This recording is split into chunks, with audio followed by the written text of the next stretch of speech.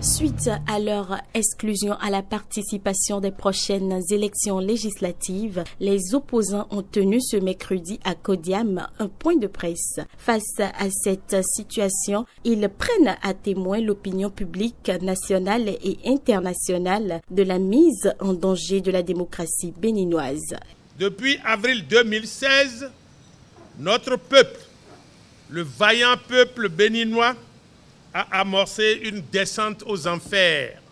En l'espace de moins de 3 ans, nous assistons à une déliquescence progressive de tout notre système démocratique, économique et social. Les marchés de l'État sont attribués au gré du chef de l'État et de son bras droit, Olivier Bokor. En avril 2017 et octobre 2018, 2 tentatives de révision opportuniste de notre Constitution ont été bloquées par un groupe de députés patriotes, devenus la bête noire du chef de l'État. Et depuis, la chasse aux sorcières se poursuit. Les élections législatives du 28 avril 2019 offrent une occasion à la dictature pour asséner un autre coup à notre système démocratique. Qu'ils vous souviennent qu'en avril 2017, le député d'Akpé Sossou avait révélé le secret auquel devait conduire la révision de la Constitution. À savoir que le président Talon s'octroyait, après les 5 ans, un septennat pour son règne. Mesdames et messieurs, c'est ce plan qui a révélé que les prochaines présidentielles n'auraient lieu qu'en 2026. En confectionnant la charte des partis et le code électoral, le chef de l'État et les siens avaient voulu déjà exclure l'opposition, une opposition qui, consciente de son rôle, s'est mise en règle vis-à-vis des nouvelles dispositions. Le complot avait donc échoué, mais cela ne suffisait pas pour que le président Talon arrête sa guerre contre l'opposition. La nouvelle trouvaille consiste à exclure l'opposition des compétitions électorales.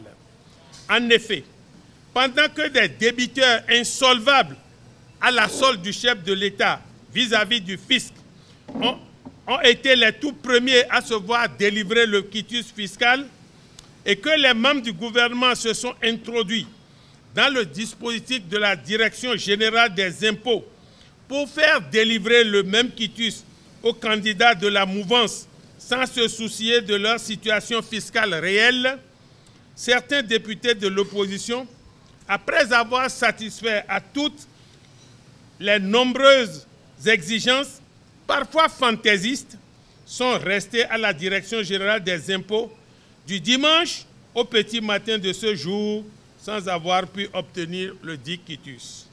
Entre-temps, le président de la Cour constitutionnelle, avocat personnel du chef de l'État, rappelons-le, fait intrusion dans le code électoral, voté et promulgué avec l'onction de la conformité à la Constitution pour introduire un certificat de conformité indispensable à tout parti pour prendre part aux élections.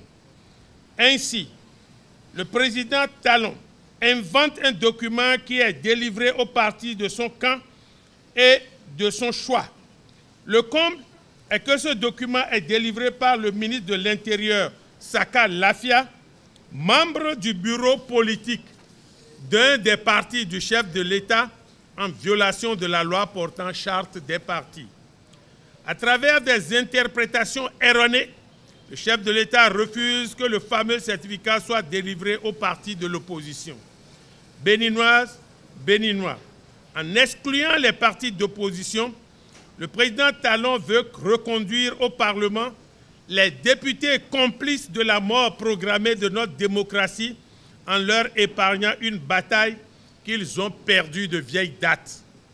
Ainsi, la Constitution sera révisée et les confidences du député Dakpe Sossou se réaliseront sans encombre.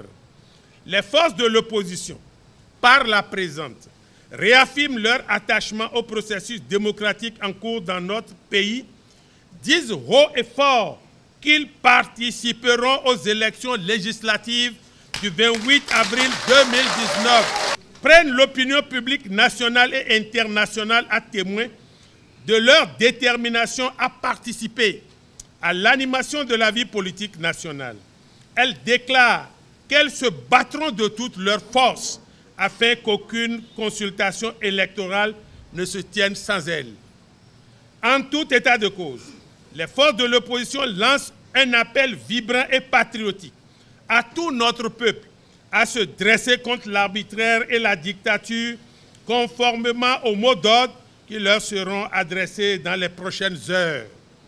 En ces heures de célébration du 29e anniversaire de l'historique conférence des forces vives de la nation, nous appelons nos concitoyens en armes, militaires et policiers, à prendre la mesure de la situation afin d'éviter de se lancer dans la répression aveugle et brutale d'un peuple dont ils sont issus et qu'ils ont vocation à protéger.